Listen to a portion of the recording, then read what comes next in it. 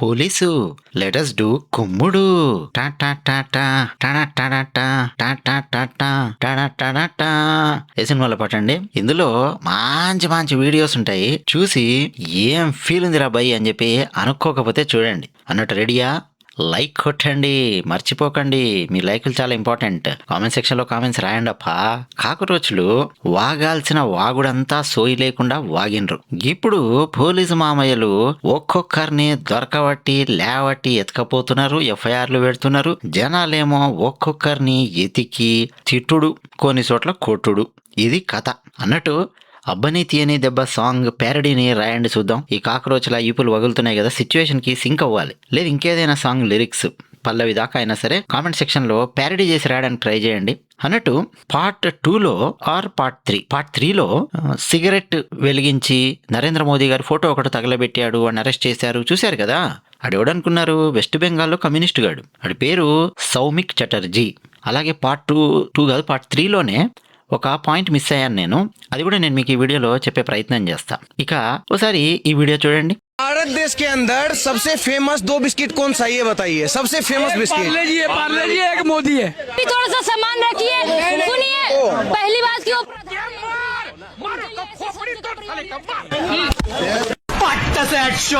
అచ్చోసిన అంబుధులో పెరిగే బుర్ర పెరగలేదంటరా, బుర్ర తొక్కువేదవా.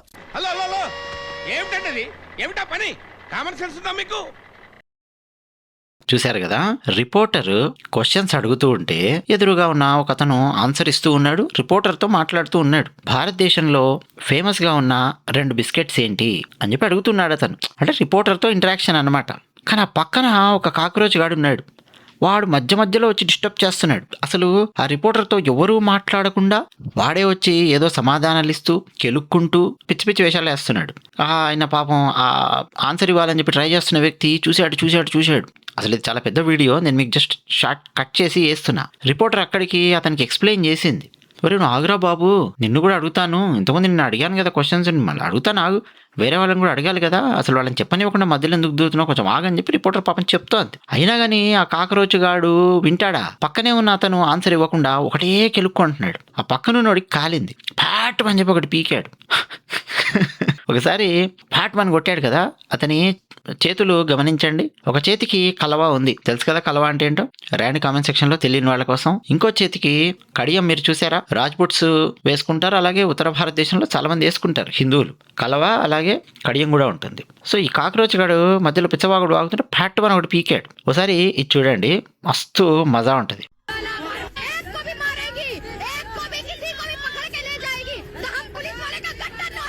చూశారు కదా. బాబా ఎక్క చూడండి, ఎక్క మోడీ గారి మీద బూతులు మాట్లాడుతూ ఇష్టం వచ్చినట్టు తిడుతూ రెచ్చిపోయింది. అరే ఒక్కడిని కొట్టినా, ఒక్కడిని తీసుకెళ్ళినా రేయ్ పోలీస్ స్టేషన్ మీద పడి అని చెప్పి రెచ్చిపోయి డైలాగ్ లేసింది మీడియా ముందు. సీన్ కట్ చేస్తే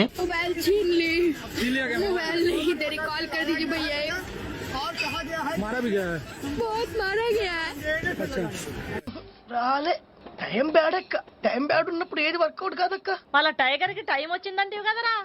రాలే మళ్ళా ఏమే పోవే చెక్కు అంటివి కదరా. ఊకోక్క, సొంత అమ్మనమ్మా సొంత అక్కనమ్మా. ఏడుపు అనమాట. అరెస్ట్ చేసి లాక్కుపోయారు పోలీసులు. ఆమె చెప్పిన దాన్నే నేను మీకు తెలుగులో చెప్తున్నా. మొబైల్ ఫోన్ లాక్కున్నారు పోలీసులు. ఇక అందులో ఏమేమి మెసేజెస్ ఉన్నాయో మొబైల్లో అన్ని బయటికి తీస్తారు. కాల్స్ ఏమున్నాయి, ఆ కాల్స్ లో ఎవరెవరితో ఏమేమి లింక్స్ ఉన్నాయి, అంటే ప్రొటెస్ట్ చేయమని గోల చేయమని చెప్పి ఎవరెవరు పంపించారు, ఏమైనా డబ్బులు వచ్చాయా, ఏంది కథ కమామిష్ అన్ని తీస్తారు. ఆమె అడ్రస్, ఆధార్ కార్డు డీటెయిల్స్ అన్ని తీసుకున్నారు. ఇక దాంతోపాటు మహిళా కానిస్టేబుల్స్ ఉంటారే, వాళ్ళు పాపం కొంచెం మాట్లాడి పంపించారు ఈమెతోని, అంతే. పిచ్చకొట్టరు కొట్టారండి ఈమెని. ఏడుస్తూ చెప్తోంది బాత్ మారా గయా హే అని చెప్పి అంటుంది. అంటే సింపుల్ గా పిచ్చకొట్టరు కొట్టి వదిలేరు ఈమెని. నీ అదృష్టం అక్క, నీ అదృష్టం పో. ఎందుకో తెలుసా, నువ్వు బీహార్లో ఉన్నావు. ఈ సంఘటన బీహార్లో జరిగింది. అందుకని చెప్పి ఆ మహిళా పోలీస్ అమ్మలు జరా లాఠీ మాత్రమే వాడిండ్రు ఈ అక్క మీద. అదే ఉత్తరప్రదేశ్ అయితేనా బుల్డోజర్ కూడా వచ్చేది ఈమె ఇంటికి. ఎంతైనా మస్తు అదృష్టవంతురాలు పోను, దెబ్బలతో తప్పించుకున్నావు. తర్వాత వీడియో చూడండి అప్ప. ఇది కొంచెం లెంతీగా ఉండబోతోంది, అంటే ఒక 1 minute దాకా ఉంటుంది వీడియో. మధ్యలో కావాలంటే కట్ చేసి నేను మీకు ఎక్స్ప్లెయిన్ చేస్తా. నాకు చాలా బాగా నచ్చిన వీడియో అండి. నేను మీకు పార్ట్ 2 ఎండింగ్లో చెప్పాను ముంబై పోలీసులు ఎలాంటి స్ట్రాటజీ ఉపయోగిస్తారు. చూడండి ఫస్ట్, ఆ తర్వాత మాట్లాడదాం. आज मुझे पुलिस घर से उठाने आई थी। अभी मैं दादर में 20 तारीख को डिटेन हुआ था और वहां से मुझे परेल ले जाया गया और वहां पर 6 से 7 घंटे मुझसे पूछताछ की एंड स्टेटमेंट लिया। उसके बाद मुझे फिर दादर लाकर एक नोटिस देकर मुझे छोड़ दिया। చూశారు కదా వీడియో. నాకు ఎందుకు బాగా నచ్చిందంటే ఢిల్లీ పోలీస్ అంటే అండి పేషెన్స్లో తోపులు. ఢిల్లీ పోలీస్ వాళ్ళను చాలా కెలుక్కుంటే చాలా చిరాకు తెప్పిస్తే అసలు ఇక వాళ్ళ పేషెన్స్ ఎగ్జాస్ట్ అయిపోయి కొట్టడానికి వచ్చిండ్రు అంటే అవతల వాళ్ళు అంత భయంకరమైన వాళ్ళు అర్థం. ఏ సినారియోలో అయినా కానీ అవసరమైతే తన్నులు తినడానికైనా రెడీగా ఉంటారు తప్ప ఢిల్లీ పోలీసులు చాలా వెయిట్ చేస్తారు లాఠీ తీయడానికి. కానీ ముంబై పోలీసుల స్ట్రాటజీ డిఫరెంట్ ఉంటుంది. స్ట్రాటజీలో కింగ్స్ అండి, పెద్ద పెద్ద డాన్స్ను, పెద్ద పెద్ద సెలబ్రిటీలు చేసే వ్యవహారాలను, ఆస్త పైసలు ఉన్నోళ్ళు చేసే వ్యవహారాలను హ్యాండిల్ చేసి తొక్కిపెట్టి నారదీస్తూ ఉంటారు. లా అండ్ ఆర్డర్ కాపాడుతూ ఉంటారు. ముంబైలో డక్కా ముక్కిలు తిని ఉంటారు. ఏం చేశారో తెలుసా? ఈడేం చెప్పాడంటే వాడి మాటల్లో చెప్తా. ఈరోజు పోలీసులు నా ఇంటికి వచ్చి నన్ను ఇంటి నుంచి తీసుకెళ్లారు. నన్ను దాదర్లో 20th డిటైన్ చేశారు, అంటే అరెస్ట్ చేశారని అర్థం అండి. డిటైన్ అనే పదాలు వాడుతుంటారు. తీసుకెళ్లారు. అక్కడి నుంచి నన్ను పరేల్ తీసుకెళ్లారు. పరేల్ అనేది ఇంకో ప్లేస్ అండి ముంబైలో. దాదరు, పరేల్ ఇవన్నీ తీసుకెళ్లారు. 6 to 7 hours పరేల్ పోలీస్ స్టేషన్లో కూర్చోబెట్టారు, ప్రశ్నించారు, స్టేట్మెంట్ తీసుకున్నారు నాతో. అక్కడి నుంచి నన్ను మళ్ళా వెనక్కి దాదర్ తీసుకొని వచ్చి నా చేతికి ఒక నోటీస్ ఇచ్చి నన్ను వదిలేశారు అన్నాడు. అక్కడితో అయిపోయింది అనుకుంటున్నారా కథ? అయిపోలేదు. ఏనండి ఇంకా ఏం చెప్పాడు వీడు. आज फिर से मुझे पुलिस वाले का कॉल आया 11 बजे और मुझसे एड्रेस पूछ रहे थे। मुझे नियर बाय पुलिस स्टेशन से कॉल आया था। तो फिर मुझे पुलिस वाले ने मेरे घर आकर कॉल किया कि कहाँ हो। तो मैंने बोला मैं फ्रेंड के घर पे हूँ। तो बोले पुलिस स्टेशन आ जाओ, कुछ काम है। और मैं अपने फ्रेंड के घर पे था। तो फिर उनको मैंने बोला कि यस मैं आता हूँ। फिर मैंने अपने लॉयर से बात किया। लॉयर ने भी बोला कि एक बार चले जाओ, देखो क्या बोलते हैं। फिर मैं अपने फ्रेंड के साथ पुलिस स्टेशन गया 12:30 बजे। वहाँ जाने के बाद मुझे सर बोलते हैं कि आपके ऊपर FIR है। फिर मुझे वहाँ बिठा लिया एंड मुझसे पूछताछ करने लगे। मेरा स्टेटमेंट लिया, मेरा सिग्नेचर लिया एंड वहाँ पर मैं 12:30 बजे गया था एंड 6:30 को मुझे रिलीज किया। फिर से मुझे एक नोटिस दिया। अब मैं ये नहीं समझ पा रहा हूँ यार, आई एम जस्ट 21, मुझे ये सब के बारे में कुछ नहीं पता है। सोचो कि मेरे घर पे एक पुलिस आती है, फिर मुझे पुलिस स्टेशन बुलाया जाता है, मुझे बिठाते हैं। ये मेरे मेंटल हेल्थ को कितना डिस्टर्ब कर रहा है। आपको तो पता ही होगा, जब आपको कॉल करती है पुलिस, तुम्हारे घर पे आती है, आपको पुलिस स्टेशन बुलाती है, तो कितना मेंटल हेल्थ को डिस्टर्ब होता है। तो मैं अब कुछ नहीं समझ पा रहा हूँ, मुझे समझ में नहीं आ रहा है क्या हो रहा है, क्यों हो रहा है, क्यों हो रहा है इतना, ये कब खत्म होगा ये सब। విన్నారు కదా, ఇంకా అక్కడితో కథ అయిపోలేదు. మళ్ళీ ఈరోజు 11 గంటలకు పోలీసుల నుంచి ఫోన్ వచ్చింది. ఈసారి నా ఇంటి పక్కనే ఉన్న పోలీస్ స్టేషన్ నుంచి ఫోన్ కాల్ వచ్చింది. ఆ తర్వాత మా ఇంటికి వచ్చారు. నేను ఇంట్లో లేను. మా ఇంటికి వచ్చి ఫోన్ చేస్తే నేను చెప్పాను, సార్ నేను ఇంట్లో లేను, నా ఫ్రెండ్ ఇంట్లో ఉన్నాను అని చెప్పాను. వెంటనే పోలీసులు, సరే నువ్వు ఎక్కడుంటే మాకేంది కానీ పోలీస్ స్టేషన్కి రా, నీ ఇంటి పక్కనే ఉన్న పోలీస్ స్టేషన్కి పని ఉంది అని చెప్పి అన్నారు. అయితే నేను అప్పటికే లాయర్తో మాట్లాడున్నాను. సరే వస్తాను అని చెప్పాను వాళ్ళకి. ఎందుకంటే లాయర్తో మాట్లాడితే నా లాయరు నాకు చెప్పాడు, ఒకసారి వెళ్ళిరా విను వాళ్ళు ఏమంటారు అని చెప్పి నా లాయర్ చెప్పాడు. సరే అని చెప్పి ఈసారి నా ఫ్రెండ్ని తీసుకొని వెళ్ళాను పోలీస్ స్టేషన్కి. మధ్యాహ్నం 12:30కి వెళ్ళాను. కూర్చోబెట్టారు. కాసేపు అయ్యాక చెప్పారు, నీ మీద FIR ఉంది అని చెప్పి చెప్పారు. నాతో సంతకాలు పెట్టించుకున్నారు. 6:30కు నన్ను వదిలేశారు. మళ్ళీ నా చేతికి నోటీస్ ఇచ్చారు. ఆలోచించండి, నా ఏజ్ కేవలం 21 సంవత్సరాలు మాత్రమే. నాకేం అర్థమైతలేదు.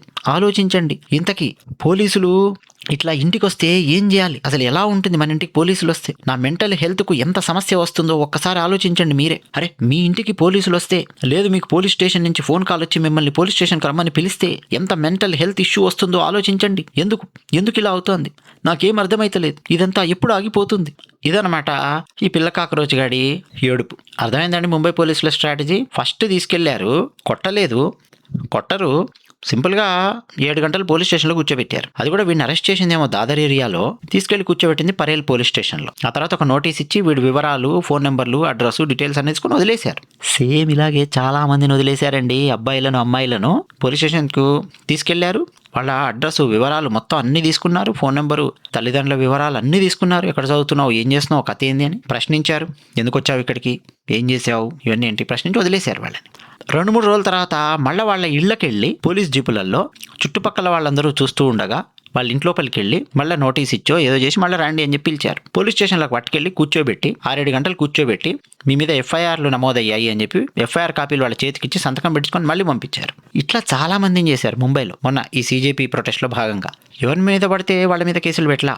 నరేంద్ర మోదీ గారిని ఎవరెవరైతే బూతులు తిట్టారో, అశ్లీలమైన భాష ఎవరైతే ఉపయోగించారో, భారతదేశాన్ని నేపాల్ చేస్తాము అని చెప్పి ఎవరైతే మాట్లాడారో, ఆయుధాలు ఉపయోగిస్తాము అని చెప్పి ఎవరైతే మాట్లాడారో, హింసాత్మకమైన చర్యలకు పాల్పడతామని చెప్పి ఎవరైతే మాట్లాడారో, రెచ్చిపోయి పిచ్చ పిచ్చ వ్యాఖ్యలు ఎవరైతే చేశారో వాళ్ళందరికీ ఎఫ్ఐఆర్లు ఇవ్వడము, వాళ్ళను ఎఫ్ఐఆర్లు పెట్టడం, తీసుకెళ్లడం, ఇట్లా తిప్పుతున్నారనమాట పోలీసులు. అంటే ఎంత మెంటల్ టార్చర్ ఉంటుంది చూడండి ఒకసారి. వాళ్ళని కొట్టలేదు, ఈపులు వగలు కొట్టలేదు, తిట్టలేదు, బూతులు తిట్టలే, ఏం చేయలేదు. నీట్గా డిగ్నిఫైడ్గా పోలీస్ స్టేషన్ తీసుకెళ్లి కూర్చోబెట్టడం, ఒక పోలీస్ స్టేషన్ నుంచి ఇంకో పోలీస్ స్టేషన్ తీసుకెళ్లి కూర్చోబెట్టడం, నోటీస్ చేయడం, పంపేయడం, మళ్ళీ 3-4 రోజుల తర్వాత మళ్ళీ తీసుకురావడం, ఎఫ్ఐఆర్ చేయడం, ఇదనమాట. వీడికి జిందగీలో మర్చిపోతాడా? వీడు కానీ, వీడి పక్కింటోళ్ళు కానీ, ఫ్రెండ్స్ కానీ వీడిని ఎట్లా చూస్తారు చెప్పండి, ఆలోచించండి.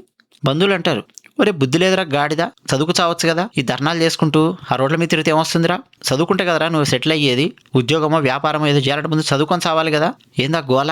మళ్ళీ అక్కడికి వెళ్ళి నరేంద్ర మోదీని తిట్టడం ఏంది, భారత ప్రధానిని అని చెప్పి అందరూ 4 తిట్లు తిడతాడు. ఇప్పుడు వీడి పేరెంట్స్ పరువు, అందరి పరువు పోయింది. ఇది ముంబై పోలీసుల స్ట్రాటజీ. నెక్స్ట్ ఈ వీడియో చూడండి, మస్తు మజా వస్తుంది. చూశారు కదా? ये जो माफी मांग रहे हैं ना, उल्टी सुल्टी वीडियो बनवाकर, जिन्होंने गालियां दी हैं, अब वो वीडियो बना बनाकर माफी मांग रहे हैं। भाई किसी को माफ नहीं किया जाएगा, सबका हिसाब होगा। जो जो चूहे अपने बिलों के अंदर घुसे हुए हैं ना, सबको ढूंढेंगे। आने लग गए सबके रुझान, आने लग गई है वीडियो, पकड़े जा रहे हैं सभी। सरकार अलग काम कर रही है और जनता अलग। जय श्री राधे। ఈయన ఒక సోషల్ మీడియా ఇన్ఫ్లుయెన్సర్ నాలాగే.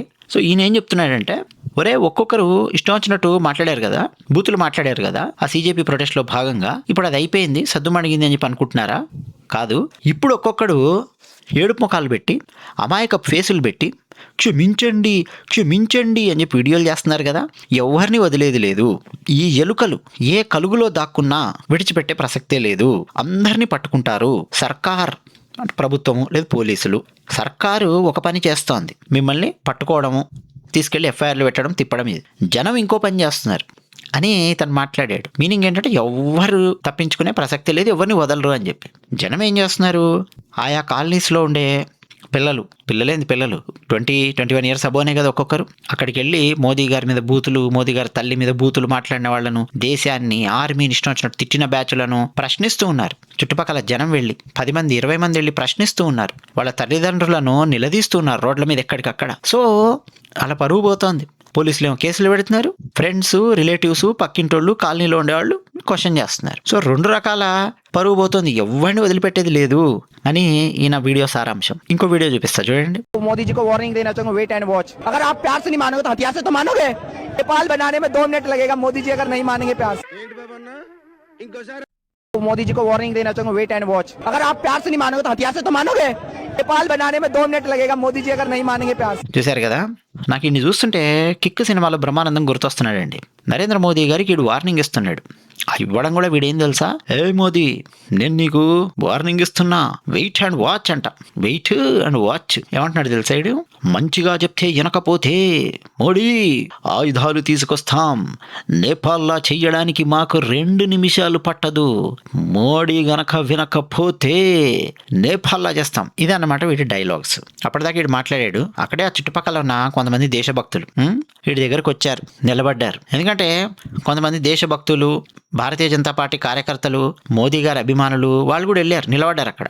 ఎవడెవడు ఏం మాట్లాడుతున్నాడు, కథ ఏంది చూద్దామని చెప్పి.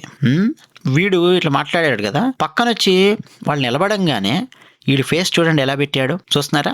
ఎంత అమాయకంగా ఫేస్ పెట్టి సాంప్రదాయిని సూపిని శుద్ధపూసని టైప్లో ఎక్స్ప్రెషన్స్ ఇస్తున్నాడు మనడు.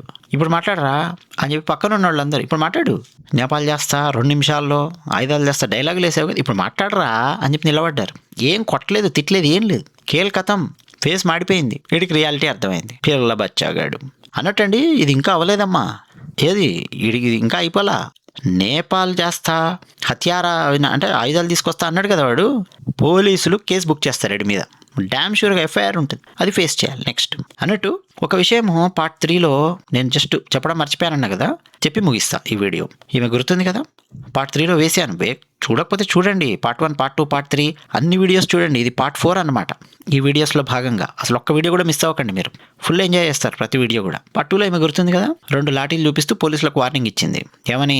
పోలీసుల యొక్క పిచ్చివాడ అంటే పోలీసుల యొక్క సీటు భాగము, బ్యాక్ పార్ట్ పగలగొడతాను, 1కి 2 లాఠీలు పట్టుకొని ఉన్నాను, ఢిల్లీ పోలీసులకు పిచ్చివాడ పగలగొడతాను, నా ఫాలోవర్స్ అందరూ ఈ వీడియోను ఢిల్లీ పోలీసుల దాకా చేరవేసేదాకా చేరవేయండి అని చెప్పి ఛాలెంజ్ చేసింది ఈమె. చూశారు కదా వీడియో, గుర్తుంది కదా.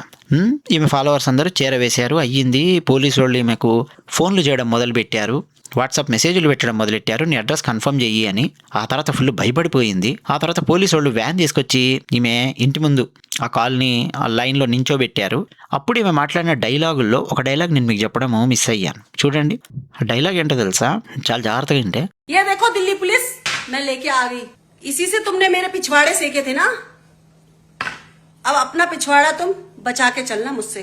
रात के 3 बज रहे हैं. ये देखो दोस्तों, हमारे घर के बाहर आके बैठ गए हैं ये. आज मैं अपनी दोस्त के यहाँ आई हूँ, पीहू के यहाँ, क्योंकि घर का एड्रेस पुलिस वालों ने देख लिया था. मुझे लगा कि यहाँ तो क्या ही आ पाएंगे, पता नहीं क्यों इनको एड्रेस कहाँ से मिल गया फिर से. अब इस तरीके की दादागिरी चल रही है देश में, देखो. अब इस तरीके की दादागिरी चल रही है देश में, देखो. ఈ దేశంలో ఎంత దాదాగిరి నడుస్తోందో చూడండి అని మాట్లాడుతోంది. ఏమండి, పోలీసు వాళ్ళను లేదా ప్రభుత్వాన్ని నీచులను చేయడానికి, దుర్మార్గులుగా చిత్రీకరించడానికి ఈ కాకరోచగాళ్లు పన్నిన పన్నాగం ఏ స్థాయిలో ఉందో చూస్తున్నారా? వీళ్లే కెలుకుతారు పోలీసులను. పోలీసుల దగ్గరకు వచ్చి రా అని చెప్పి అంటే పోలీసులను ఏమంటారు? దుర్మార్గులు, దాదాగిరి చేయడానికి వచ్చారు, ఈ దేశంలో ఎంత దాదాగిరి జరుగుతోందో చూడండి అని చెప్పి డైలాగులు కొడతారు. సేమ్ అండి, రాహుల్ గాంధీ సెల్లర్లాగుంది ఈమె, ఎర్రకమ్మి అక్క. నువ్వే గెలికావు పోలీసులను, 2 లాఠీలు చూపిస్తూ మీ పిచ్చివాడ పగలగొడతాను అని చెప్పి నువ్వే చెప్పావు నీ ఫాలోవర్స్కు పోలీసుల దాకా ఫార్వర్డ్ చేయమని. పోలీసులు ఇప్పుడు నీ ఇంటి ముందుకు వచ్చి పోలీసు వ్యాన్ ఆగేసరికి చూశారా పోలీసులు వచ్చారు, దాదాగిరి చూడండి ఈ దేశంలో ఏం జరుగుతుందో అని చెప్పి మాట్లాడుతుంది. సేమ్ అండి, మన భారతదేశంలో కమ్యూనిస్టులు గత 75 ఏళ్ల నుంచి వాడినటువంటి స్ట్రాటజీ ఇదే. వాళ్లే పోలీసులను ప్రొవోక్ చేస్తారు, వాళ్లే కెలుకుతారు, దారుణంగా కెలుకుతారు. మొన్న ఢిల్లీలో కూడా అసలు పోలీసులను ప్రొవోక్ చేసిన వీడియోస్ మీకు వేసి చూపిస్తాను. ఒక వీడియో అసలు కళ్ళల్లోంచి నీళ్ళు వస్తాయి మీకు. పోలీసుల పేషెన్స్కి పోలీసులు లాఠీ చార్జ్ చేశారు అన్న విషయాన్ని మాత్రమే మీడియాల నిండా, పత్రికల నిండా, ఛానల్స్ నిండా నింపి పెట్టారు కదా. పోలీసు వాళ్ళు లాఠీ చార్జ్ చేయడానికి ముందు ఎంత పేషెన్స్తో నిలబడ్డారు సిఆర్పిఎఫ్ వాళ్ళు కానీ పోలీసులు కానీ, అసలు షాక్ అయిపోతారు ఆ పేషెన్స్ చూస్తే.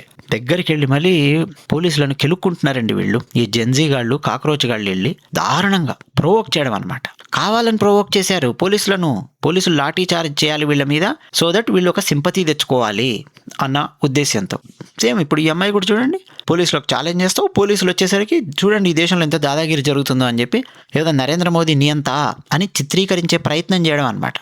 అంటే ఏ రేంజ్ స్కెచ్ నడుస్తుందో చూడండి నరేంద్ర మోదీ గారిని గద్దె దింపడానికి భారతదేశంలో. అర్థమవుతుందండి, మనం బ్రెయిన్ కనుక షార్ప్ లేకపోతే కాలు బట్టి కిందికి లాగేస్తారు మనల్ని కూడా ఈ బురదలోకి. సో జాగ్రత్తగా ఆలోచించండి, లోతుగా ఆలోచించండి. అది విషయం. ధన్యవాదాలు.